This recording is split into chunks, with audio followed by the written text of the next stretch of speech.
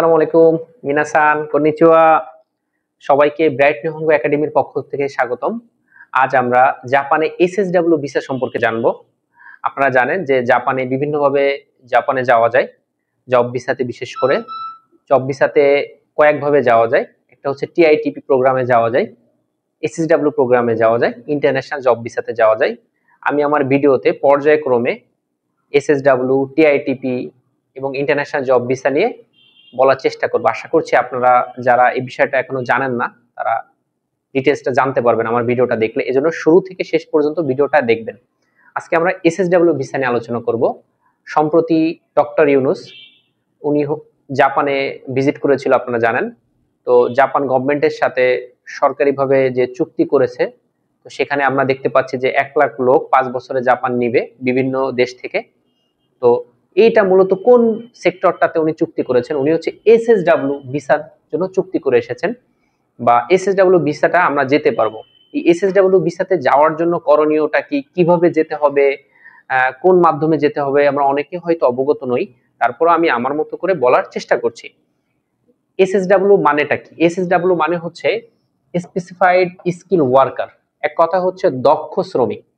এক কথায় কি, দক্ষ শ্রমিক। জাপানে কিন্তু যে কোনো শ্রমিক বা যে কাউকে কিন্তু জাপান নেয় না। জাপান মূলত অনেকভাবে যাওয়া যায়, তো তার মধ্যে হচ্ছে এই স্পেসিফাইড স্কিল ওয়ার্কারকে তারা খুব মূল্যায়ন করে বা গুরুত্ব দেয়। এক কথায় দক্ষ শ্রমিক। এই দক্ষ শ্রমিকের আবার দুইটা ক্যাটাগরি আছে। এটাকে এসএসডব্লিউ 1 বলা হয়, এসএসডব্লিউ 2 বলা হয়। তো নরমালি বাংলাদেশ থেকে যারা যায় বা পৃথিবী থেকে যারা যায় তারা সবাই এসএসডব্লিউ 1 এ যায়। আর এসএসডব্লিউ 2 টা হচ্ছে যারা এসএসডব্লিউ 1 এ জাপানে থাকে, থাকার পরবর্তীতে তারা এসএসডব্লিউ 2 তে কনভার্ট হয় বা এসএসডব্লিউ 2 তে যেতে পারে বা যাওয়া যায়। এখন এই এসএসডব্লিউ তে আসলে মেয়াদ কতদিন? এসএসডব্লিউ মেয়াদ হচ্ছে সর্বোচ্চ 5 বছর। আমি আবারও বলছি, এসএসডব্লিউ মেয়াদ কত বছর? 5 বছর। এই 5 বছর থাকার পরে যদি তার নামে কোনো রিপোর্ট না থাকে, কোনো মামলা না থাকে, কোনো, এক কথায় জাপানের যে ল আছে, যে নিয়ম কানুন রয়েছে বা আইন রয়েছে, সে যদি সঠিকভাবে এটা মেনে চলে, তাহলে সে এসএসডব্লিউ 2 তে সে যেতে পারবে। এবং এসএসডব্লিউ 1 আর 2 এর মধ্যে পার্থক্যটা কি? এসএসডব্লিউ 1 এ আর 2 এর মধ্যে বেসিক যে পার্থক্যটা রয়েছে সেটা হচ্ছে, নরমালি যখন সে এসএসডব্লিউ 1 এ জাপানে থাকবে তখন সে দক্ষ শ্রমিক হয়ে একটা কাজের সে দক্ষতা অর্জন করবে।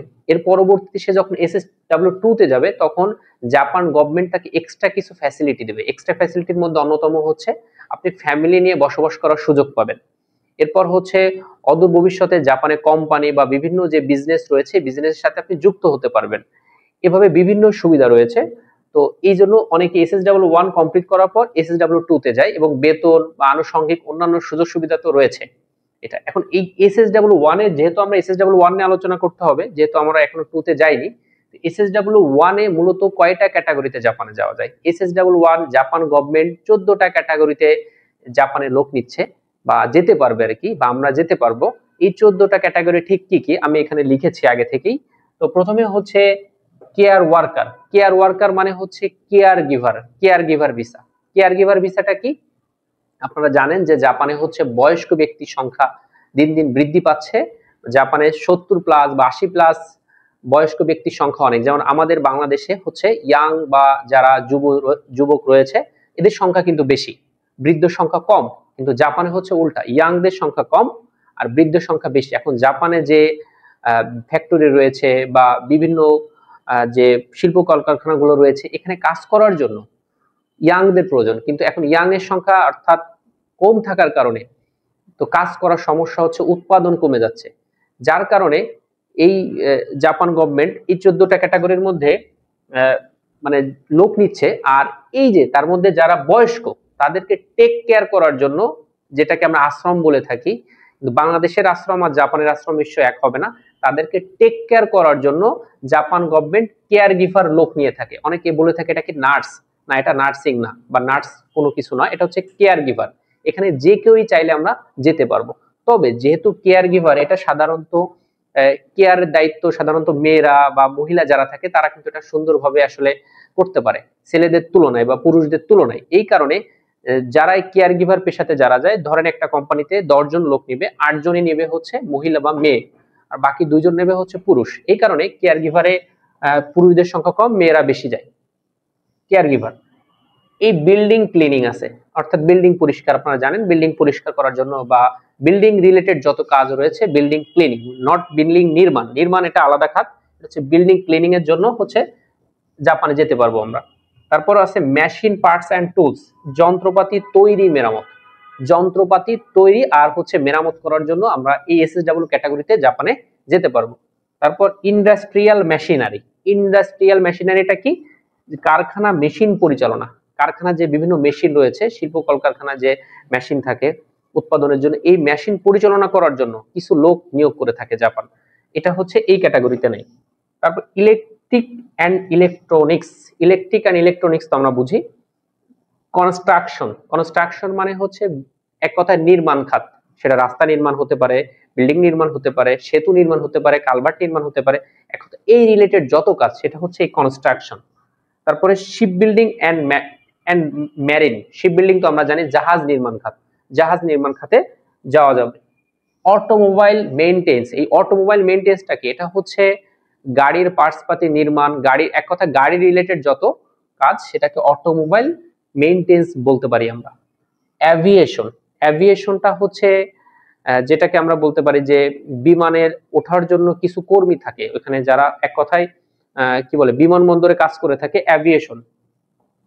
হোটেল, হোটেল তো আমরা জানি হোটেল রিলেটেড কাজ। এগ্রিকালচার, কৃষি খাত, পণ্য উৎপাদন থেকে শুরু করে পণ্য বিপণন, তারপরে এক কথায় এগ্রিকালচার রিলেটেড যত কাজ আছে সেখানে গরু, হাঁস, মুরগি, খামার, এই টাইপের যত কাজ এগ্রিকালচারের মধ্যে, এটা আমরা জানি। ফিশারি অ্যান্ড অ্যাকুয়াকালচার, অর্থাৎ এটা হচ্ছে মৎস্য রিলেটেড, মৎস্য রিলেটেড যেটা সেটা হচ্ছে ফিশারি বলা হয়। এরপর হচ্ছে food and beverage manufacturing, food and beverage এটা হচ্ছে বিভিন্ন প্যাকেজিং টাইপের, না সরি, এটা ফুড অ্যান্ড বেভারেজ হচ্ছে খাদ্য উৎপাদন রিলেটেড, যেমন বিভিন্ন খাবার তৈরি, রেস্তোরাঁ টাইপের যে জবগুলো সেটা হচ্ছে ফুড অ্যান্ড বেভারেজ। আর এটা হচ্ছে food service industry, food service এটা হচ্ছে প্যাকেজিং, ফুড বিভিন্ন প্যাকেজ করা, অর্থাৎ এটা কিন্তু শিল্প কলকারখানার মধ্যে পড়ে, কিন্তু আবার এটা হচ্ছে নর্মালি ফুড সার্ভিস আলাদা একটা সাইড, প্যাকেজিং টাইপের, এটা হচ্ছে ফুড সার্ভিস। তবে এই যে 14 ক্যাটাগরি আছে, আপনি আমি চাইলে কিন্তু যেতে পারবো না। বাংলাদেশ গভর্নমেন্ট অর্থাৎ জাপান গভর্নমেন্ট থেকে বাংলাদেশ গভর্নমেন্ট অনুমোদিত আছে 3টা ক্যাটাগরি। এই 14 ক্যাটাগরিতে যদি আমি আমার ইচ্ছা মতো একটা চুজ করি, আমি চাইলে যেতে পারবো না, কারণ এখন অনুমোদন নাই। 3টা ক্যাটাগরিতে আপনি যেতে পারবেন। যে 3টা ক্যাটাগরিতে আপনারা যেতে পারবেন বাংলাদেশ থেকে, সে 3টা ক্যাটাগরি হচ্ছে কেয়ার ওয়ার্কার বা কেয়ার গিভার, কনস্ট্রাকশন, আর এখানে হচ্ছে এগ্রিকালচার। এই 3টা ক্যাটাগরি অনুমোদন আছে।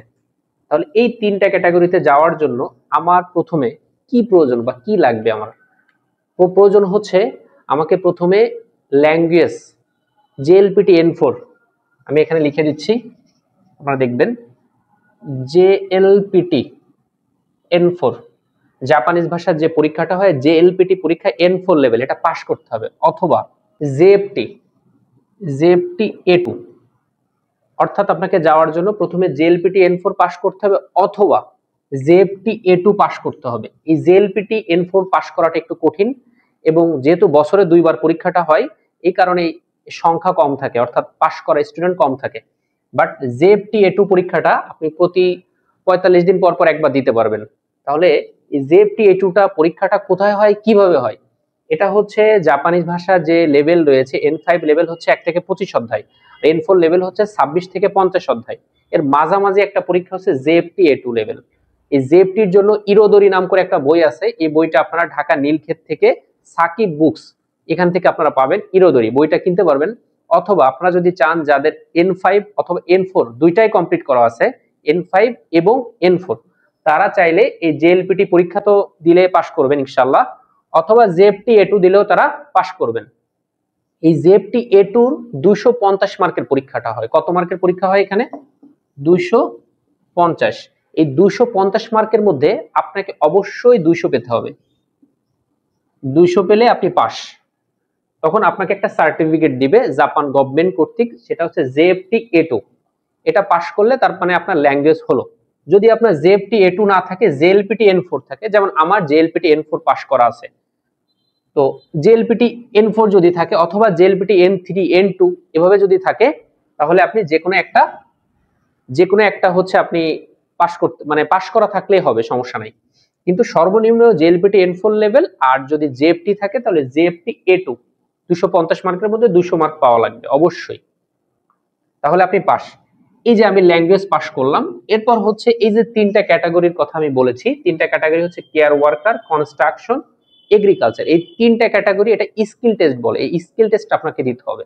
এই স্কিল টেস্টটা দেওয়ার জন্য আপনার করণীয়টা কি? স্কিল টেস্টটা দেওয়ার জন্য হচ্ছে আপনাকে ভাউচার কিনতে হবে, এটাকে ভাউচার বলা হয়। স্কিল টেস্টটা যে আপনি পরীক্ষা অংশগ্রহণ করবেন এর জন্য আপনার ভাউচার কিনতে হবে।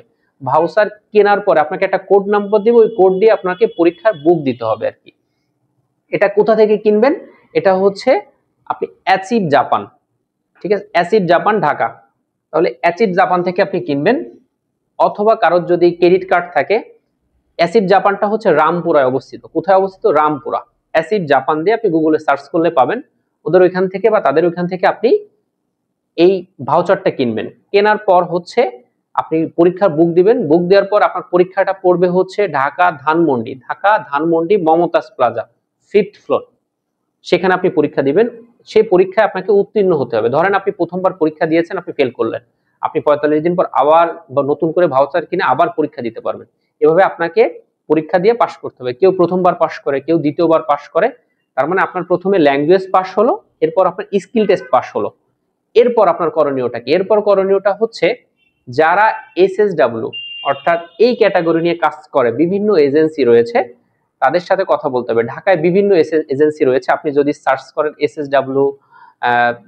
এসএসডব্লিউ জব ভিসা, বিভিন্ন এজেন্সি বা এবার বিভিন্ন দিয়ে যদি আপনি সার্চ করেন, অথবা যদি আপনি চ্যাট জিপিটি কেও যদি আপনি প্রশ্ন করেন, তাহলে আপনাকে অনেকগুলো এজেন্সি দিবে। তদ্রূপ আপনি কয়েকটা এজেন্সি যে কথা বললে তাদের মাধ্যমে আপনি অ্যাপ্লাই করতে পারবেন। এবং সর্বোচ্চ এখানে খরচ হবে 4 থেকে 5 লাখ টাকা। এর উপরে যদি কেউ নেয় তাহলে বুঝবেন সে এক্সট্রা বা অতিরিক্ত নিচ্ছে আপনার কাছ থেকে 4 থেকে 5 লাখ টাকা। এবং এখানে হচ্ছে আপনার যে সুযোগ সুবিধাগুলো রয়েছে, সুযোগ সুবিধাটা হচ্ছে যদি আপনি কেয়ার ওয়ার্কারে দেন, তাহলে কেয়ার ওয়ার্কারের বেতন হচ্ছে 1,80,000 ইয়েন থেকে 2,50,000 ইয়েন পর্যন্ত। ইয়েন বলো, হয় আমি ইয়েনে বলতেছি আর কি, আপনি এটা কনভার্ট করে নেবেন। কেয়ার ওয়ার্কার হচ্ছে 1,80,000 থেকে 2,50,000 পর্যন্ত, বিভিন্ন সুযোগ সুবিধা রয়েছে, এটা হচ্ছে কোম্পানি ভেদে। আর কনস্ট্রাকশনে হচ্ছে আপনার সব থেকে ইনকাম বা আয়ের সুযোগ বেশি হচ্ছে তিন ক্যাটাগরির মধ্যে কনস্ট্রাকশন, যেহেতু এই কাজটা একটু কঠিন। এখানে সর্বনিম্ন বেতন শুরু হবে 2 লাখ ইয়েন, যেটাকে যদি আপনি বাংলা টাকায় কনভার্ট করেন 1,80,000 টাকা ধরেন না, 1,60,000 টাকার মতো আসবে, 1,60,000 বা 1,70,000 টাকার মতো আসবে এই কনস্ট্রাকশন, উইথাউট ওভারটাইম, ওভারটাইম ছাড়া। যদি আপনার ওভারটাইম হয় তখন এটার সাথে ওই টাকাটা যোগ হবে। আর হচ্ছে এগ্রিকালচারও 1,80,000 ইয়েন থেকে শুরু হয়, 1,80,000 ইয়েন থেকে 2,30,000 2,40,000। তাহলে সব মিলে আমরা বলতে পারি কনস্ট্রাকশনে আমার 1,60,000 প্লাস ইনকাম করার সুযোগ আছে পার মান্থে উইথাউট ওভারটাইম, এখানে 1,40,000 বা 50। আর কেয়ার ওয়ার্কারও আমার 1,50,000 বা 1,40,000 প্লাস ইনকাম করার সুযোগ রয়েছে আর কি। এখন আসি হচ্ছে এসএসডব্লিউ চাকরির জন্য প্রয়োজনীয় ডকুমেন্টস, অর্থাৎ এসএসডব্লিউ চাকরির জন্য কি কি ডকুমেন্টস প্রয়োজন হয়। এখানে দেখতে পাচ্ছেন পাসপোর্ট, অবশ্যই ভ্যালিড পাসপোর্ট হতে হবে। জাপানি ভাষার সার্টিফিকেট, আমি মাত্র বললাম যে জাপানি ভাষার যে সার্টিফিকেট রয়েছে জেএলপিটি N4 অথবা জেএফটি বেসিক A2, এটা পাস করতে হবে অবশ্যই। এসএসডব্লিউ স্কিল টেস্ট পাস করার সার্টিফিকেট, আপনি যে ভাষা পাস করছেন তার সার্টিফিকেট, এরপর যে স্কিল টেস্ট পাস করছেন তারও একটা সার্টিফিকেট। পেশাভেদে আলাদা, অর্থাৎ যে এগ্রিকালচারের জন্য আলাদা, কেয়ার গিভারের জন্য আলাদা, কনস্ট্রাকশনের জন্য আলাদা। মেডিকেল সার্টিফিকেট, অবশ্যই মেডিকেল সার্টিফিকেট থাকতে, অর্থাৎ মেডিকেল আপনাকে ফিট থাকতে হবে। অনেকে থাকে বিভিন্ন সমস্যা থাকে, বিভিন্ন সমস্যা থাকলে হবে না, মেডিকেলে ফিট থাকতে হবে। এবং জাপান যাওয়ার পর পুনরায় আপনাকে মেডিকেল অর্থাৎ মেডিকেল চেকআপ হবে, যেখানে আপনি যদি এখান থেকে ভুল বা কাউকে টাকা দিয়ে যদি এটা বের করেন, ওইখানে যে ধরা পড়লে আপনাকে দেশে পাঠিয়ে দিবে। তারপর কোম্পানির নিয়োগপত্র, অবশ্যই কোম্পানির নিয়োগপত্র পেতে হবে। বয়স সর্বোচ্চ 35 পর্যন্ত অগ্রাধিকার।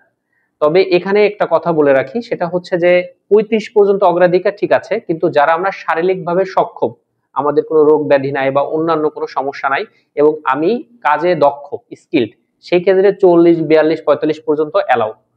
আর হচ্ছে এখানে আরেকটা কথা উল্লেখ করা নাই, সেটা হচ্ছে একাডেমিক সার্টিফিকেট।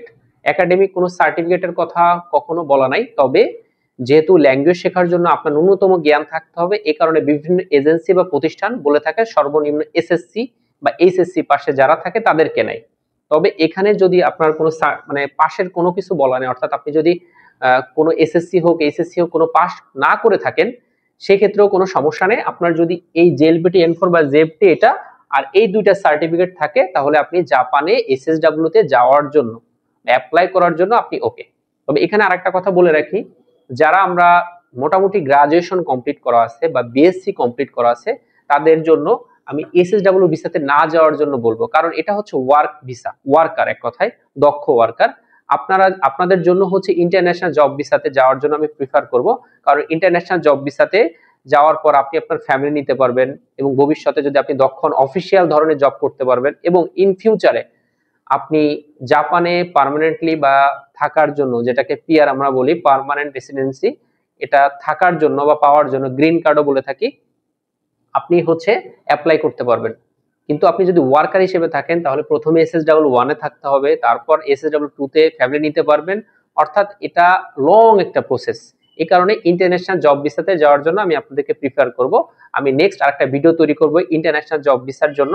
আপনাদের এরপরও যদি কোনো তথ্য জানার দরকার হয় আমাকে কমেন্ট করবেন, এবং আমার নাম্বার দেওয়া আছে, আমার নাম্বারে আর কি আপনারা চাইলে হোয়াটসঅ্যাপ করতে পারবেন, ডিটেলস ইনশাআল্লাহ জানতে পারবেন। সবাইকে ধন্যবাদ। আসসালামু আলাইকুম।